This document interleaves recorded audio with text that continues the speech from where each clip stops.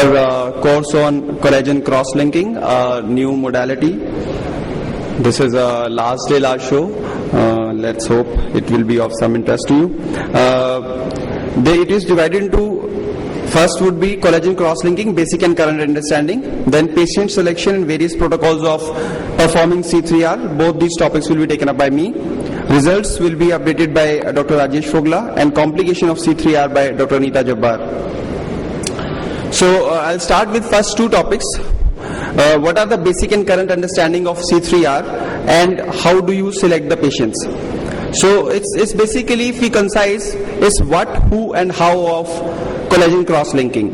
What is C3R and what it does to the cornea? Who are the candidates and how it should be performed? So these are the three questions that I am going to answer in next 20-25 minutes. So let's see a few patients to understand this better. This was the first 18-year-old student who came for LASIK. She had records with refraction increasing over the past 5 years, although there was no topo records. Left eye had significant astigmatism. This was the topography of right eye, and this is left eye. As you can see here, there is significant keratometry, 58 diopters, and pachymetry of 470 diopters. Definitely it's a frank keratoconus in left eye. You may not be willing to advise refractive surgery, but will you do a C3R in left eye? Let's see another patient before we put on. This was a software engineer who came specifically for C3R. She was carrying all her topo records. This was her first topo. As you can see, just watch this keratometry and pachymetry, 48 diopters and 412. Within 3 months, keratometry has increased and pachymetry has gone down. So she has come specifically for C3R. Let's see the other eye. Here, 53 diopters, 373. Within 3 months, is progressing, rapidly progressing. So this is a progressive keratoconus, left eye worse than right eye. Will you do a C3R in left eye or right eye or what? Another patient, a bank employee who had old diagnosed keratoconus, stable for last 3 years, good visual acuity, 300 microns cornea. This is how the cornea picture looked like. So in this 40 years old female, will you advise a C3R? And this is, we all know, a keratoconus, if it keeps progressing, leads to high drops. Basically, these 4 cases tells us the history of keratoconus, a natural history of keratoconus. So the first patient who came, a student who came for LASIK, and when you see her and you tell her that you have keratoconus in left eye, and there are high possibility that you can become something like case 3 or 4, what are the options available? She'll ask you what are the options available. So if we see a few years back, what we used to tell them, these patients, that see, you have keratoconus, we are going to rehabilitate you with glasses, contact lens or RGPs, and pray to God that it won't progress, and in case it progresses, we'll need transplant.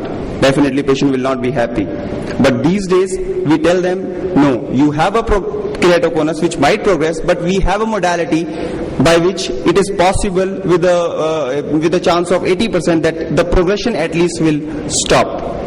What is this modality? That is our first question. What is C3R and what it does actually do? Before we know what is it, we should know what is the basic problem with keratoconic corneas. Basically, normal cornea can resist change in shape, but keratoconic cornea cannot. Why?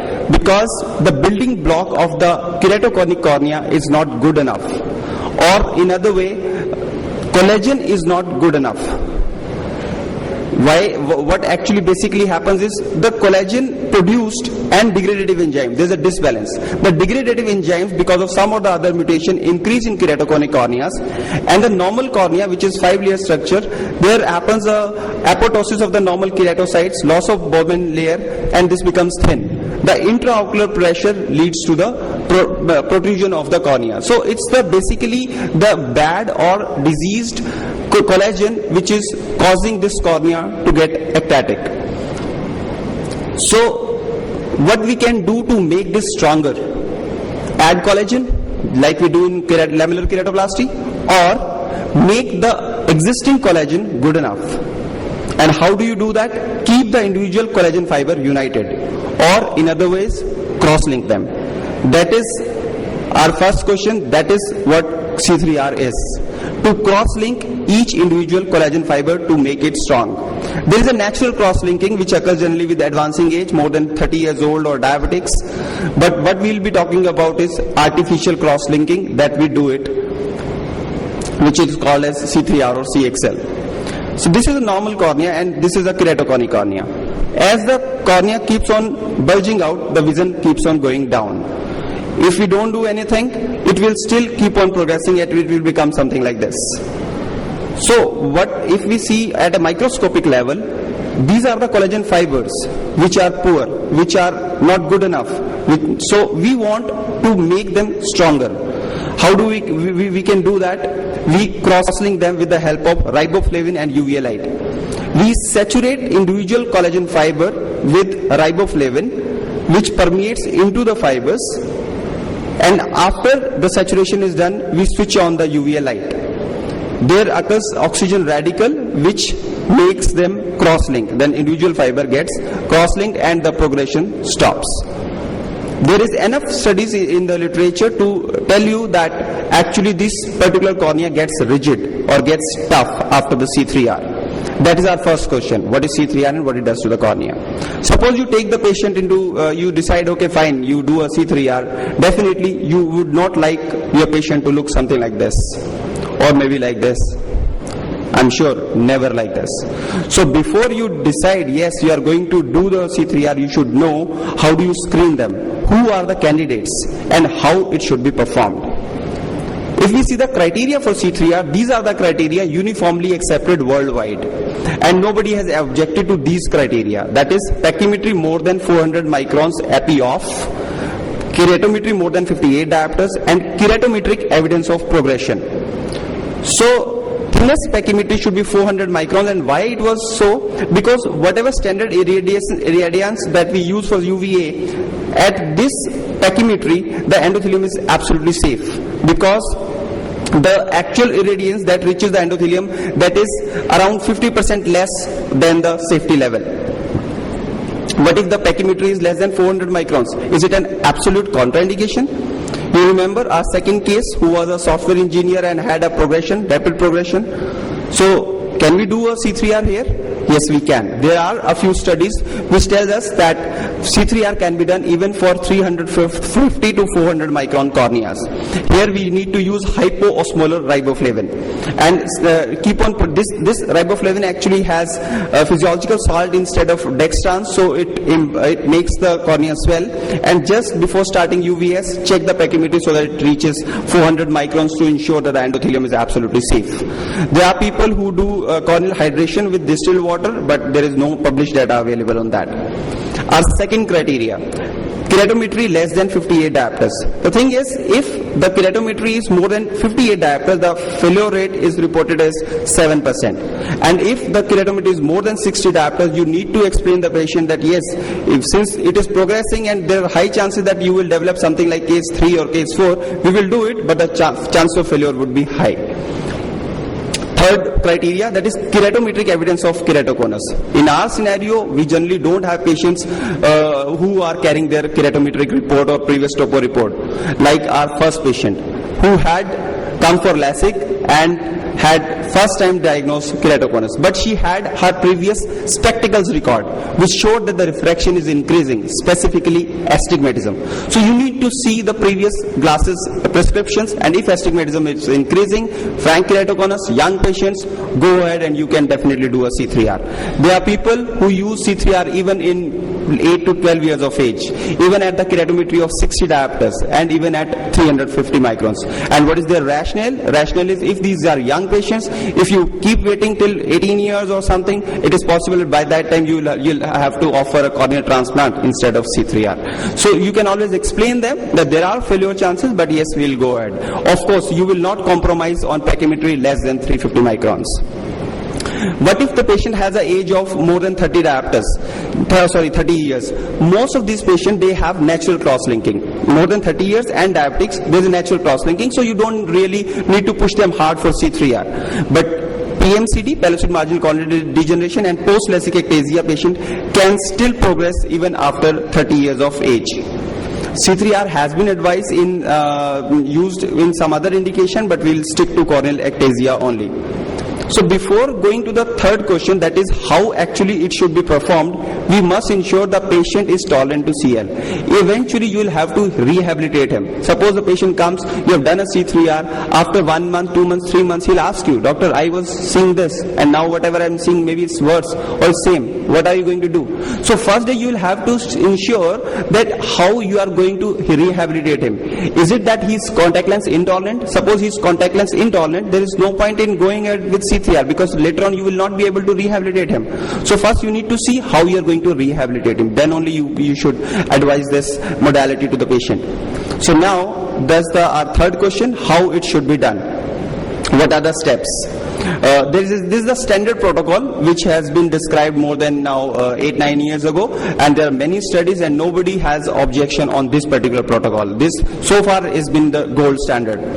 The steps are: first, epithelial marking. You need to remove 8 mm epithelium, so that the epithelium is the collagen fiber in the stroma can get saturated with the riboflavin. It is very important for the riboflavin saturation, because that only will ensure the efficacy of C3R. Then riboflavin eye drops every 3 minutes for first 30 minutes. After this you can check with the slit lamp that this has come into the anterior chamber, riboflavin, and then you do an intraop pachymetry, ensure it is around 350, 380, 400, and then you start the UVX. During UVX, every 5 minutes for 30 minutes you should start a C3R machine. And as I said, there are people who use crisscross epithelial removal like Dr. Fogla. He feels that it is equally effective, but there are people who says that epithelial removal is a must, total epithelial removal is a must. And there are people who use keratoscopic well. It's a well in which they keep the riboflavin for say 5 to 10 minutes, and they feel that the collagen gets nicely saturated with this only. There are stromal pockets which is made by a femtosecond layer. Basically, the variation from the standard protocol has been because the overall procedure is 1 hour long. So they wanted to decrease the time if possible. That's why all these things have come up. Like initial riboflavin, instead of 3 minutes, 1 minute for 15 minutes, then every 5 minutes for 30 minutes. So these are the protocol which has changed to reduce the time duration of the surgery. This is the stromal pocket. There few people have used stromal pocket and use the energy higher than what they use. Then, as I said, this standard protocol, there are no objections, and we can definitely go ahead with the standard protocol. Final checklist in OR is calibration. That is very important. Ensure that the radius is between 2.7 and 3.3, and then focus of UV light should be good. It should be a good crisp circle. It should not be above, should not be below, so that it's not that you are focusing on endothelium instead of on the cornea. And then intraop pachymetry before starting UVX, although many of us don't use it, but it is always advisable to use intraop pachymetry. There are people who use bilateral, but in our scenarios, tropical country, just to avoid the chance of microbial keratitis, there are many people who advocate unilateral C3R at a time. Many people use BCL, but then patch is also a good option to ensure that there is no BCL associated complications. Post-op medications are antibiotics till epithelial defect heals, then topical low-strength steroids for a month or so, and there can be some small haze which can be managed with steroid, or generally it goes off on its own. Then you have to rehabilitate. You can tell the patient to use his own RGPs after a month, and you tell them that it may keep on varying, and maybe after 6 months you may need a different pair of RGPs. There are people who use PRK as well as CXL together. I hope Dr. Fogla will comment on that. So this is our first 3 questions: what, who, and how of C3R. I hope now we have some answers to this. My acknowledgement to my all senior colleagues. I'll hand over to Dr. Fogla for the results of C3R. Dr. Fogla.